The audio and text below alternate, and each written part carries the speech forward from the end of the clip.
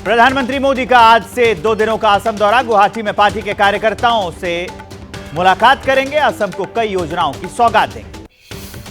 प्रधानमंत्री मोदी के गुवाहाटी पहुंचने से पहले भव्य तैयारी। वेटनरी कॉलेज को दिए से सजाया गया। मैदान में दीप से लिखा गया वेलकम मोदी जी। लोकसभा चुनाव से पहले पीएम मोदी पहुंचे ओडिशा। संबलपुर में 68,000 करोड़ की योजनाओं का उद्घाटन और शिलान्यास किया।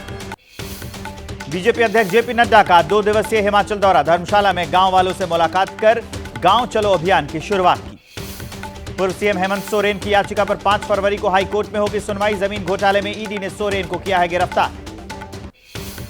झारखंड के सीएम चंपई सोरेन ने 5 फरवरी को फ्लोर टेस्ट पास करने का किया दावा। हेमंत सोरेन को भी फ्लोर टेस्ट में हिस्सा लेने की इजाजत मिली।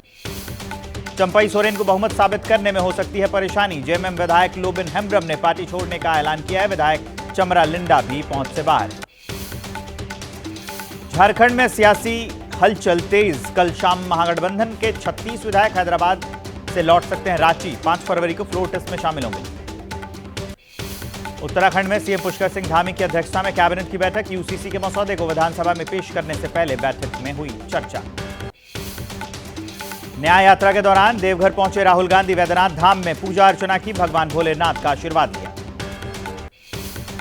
झारखंड के देवघर पहुंचे राहुल गांधी का बीजेपी पर प्रहार। कहा देश का पूरा ढांचा अडानी के लिए कर दिया गया है तैयार। राहुल गांधी की यात्रा पर बीजेपी सांसद निशिकांत दुबे का हमला। कहा राहुल की सभा में मुस्लिमों के अलावा कोई नहीं रहता। कांग्रेस नेता जयराम रमेश ने एक बार फिर ममता बनर्जी को बताया इंडिया गठबंधन का हिस्सा। ममता 2024 में अकेले चुनाव लड़ने का ऐलान कर चुके। मुख्यमंत्री ममता बनर्जी का धरना दूसरे दिन भी जारी। राज्य की योजनाओं के लिए केंद्र से बकाये के भुगतान के लिए धरना दिया है। दिल्ली कांग्रेस कार्यकर्ता सम्मेलन में पीएम मोदी पर बरसे खड़गे। कहा वोट के लिए हम आत्मा की शांति के लिए पूजा करते हैं। बोले मोदी के मुंह में राम बगल में छुरी है। यूपी में सीट बंटवारे पर खड़गे के साथ कांग्रेस गठबंधन समिति की बैठक। अखिलेश यादव कांग्रेस को 11 सीट देने का कर चुके हैं ऐलान।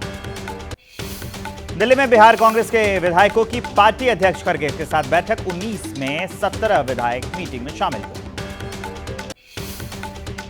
बिहार में विभागों का हुआ बंटवारा। नीतीश के पास गृह समेत 5 विभाग, जबकि डेप्यूटी सीएम सम्राट चौधरी और विजय सिन्हा के हिस्से में 9 विभाग।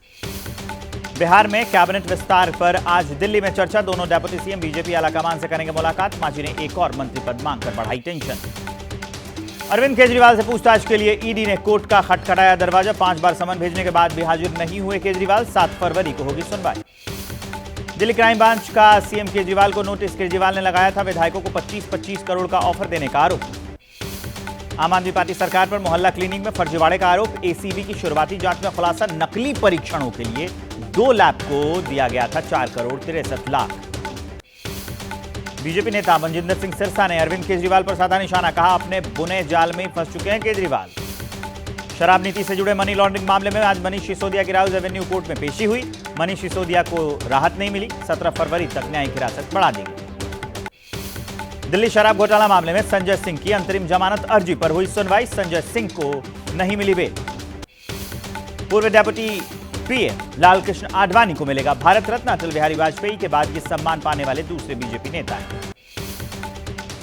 प्रधानमंत्री मोदी ने लालकृष्ण आडवाणी को भारत रत्न मिलने पर फोन किया और बधाई दी। कहा विकास में आडवाणी जी का बड़ा योगदान।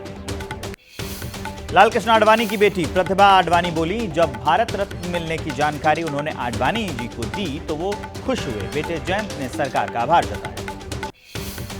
भारत रत्न की घोषणा पर नितिन गडकरी ने कहा आजादी के बाद देश के पुनर्निर्माण में आडवाणी जी की अहम भूमिका रही है। आडवाणी जी को भारत रत्न मिलने का उद्धव ठाकरे ने किया स्वागत। पूछा सावरकर और हिंदू हृदय सम्राट बाला साहब ठाकरे को कब मिलेगा भारत रत्न। कांग्रेस नेता उदित राज ने कहा आडवाणी जी को सरकारी सम्मान दिया गया लेकिन 10 सालों से वास्तविक सम्मान नहीं दिया गया। लालकृष्ण आडवाणी को भारत रत्न दिए जाने पर बीजेपी नेता मुख्तार अब्बास नकवी बोले हमें खुशी है कि आडवाणी जी सांस्कृतिक राष्ट्रवाद के योद्धा हैं। अरविंद केजरीवाल ने लालकृष्ण आडवाणी को बधाई दी है। भारत रत्न सम्मान की घोषणा पर शुभकामनाएं दी। कहा ईश्वर से प्रार्थना करता हूं आप सदा स्वस्थ रहें। आईएनएस संध्या के कमीशन के लिए विशाखापट्टनम पहुंचे मंत्री राजनाथ सिंह। कहा हिंद महासागर में सुरक्षा के मामले में सबसे पहले स्थान पर भारत। लद्दाख में पूर्ण राज्य का दर्जा और आरक्षण को लेकर आंदोलन तेज। करगिल डेमोक्रेटिक अलायंस के बंद की अपील का असर दिखा, कई इलाकों में सड़कों पर लोग उतरे। तमिलनाडु में एनआईए का एक्शन जारी है। आज भी एनटीके पार्टी से जुड़े पदाधिकारियों के ठिकाने पर छापा। एलटीटीई से फंडिंग का आरोप है। राजस्थान के झुंझुनू में बीजेपी नेता टी राजा सिंह ने कहा, वो दिन दूर नहीं जब अयोध्या की तरह काशी और मथुरा में भी बनेगा भव्य मंदिर। यूपी के मुरादाबाद में गोकशी के आरोप में बजरंग दल के 3 नेताओं को जेल भेजने के खिलाफ बवाल। वीएचपी के लोगों ने सड़क जाम कर नारेबाजी की। यूपी के बदायूं में महिला सिविल जज ने लगाई फांसी। कमरे में फंदे से लटकती लाश मिली। मौके पर पुलिस के 7 अधिकारी पहुंचे। हिमाचल में परफ्यूम फैक्ट्री में भीषण आग लग गई। हादसे में 5 लोगों की मौत हो गई। जान बचाने के लिए तीसरी चौथी मंजिल से लोग कूद गए। दमकल कर्मियों ने आग बुझाई। केरल के मंथावडी शहर में जंगली हाथी घुस गया। अफरा तफरी का माहौल बन गया। वन विभाग ने हाथी को कड़ी मशक्कत के बाद रेस्क्यू कर लिया। हिमाचल प्रदेश के धर्मशाला में बर्फबारी के बाद धूप से खुला मौसम। चमचमाती पहाड़ियों का खूबसूरत नजारा देखा। कश्मीर घाटी में ताजा बर्फबारी से मौसम हुआ गुलजार। बर्फ से ढके पड़े हैं पेड़ पौधे और घर। सड़कों पर बिछी सफेद बर्फ की चादर दिख रही है। पूरे इलाके का अद्भुत नजारा दिख रहा है। जम्मू कश्मीर के गुलमर्ग से आया हिमस्खलन का खौफनाक वीडियो। स्कीइंग के लिए विस्फोट के जरिए बर्फ को हटाकर ढलानों को कम करने की कवायद तेज हो रही है। बर्फबारी का लुत्फ उठाने गुलमर्ग पहुंचे विदेशी सैलानी। कश्मीर को बताया दुनिया की शानदार जगह।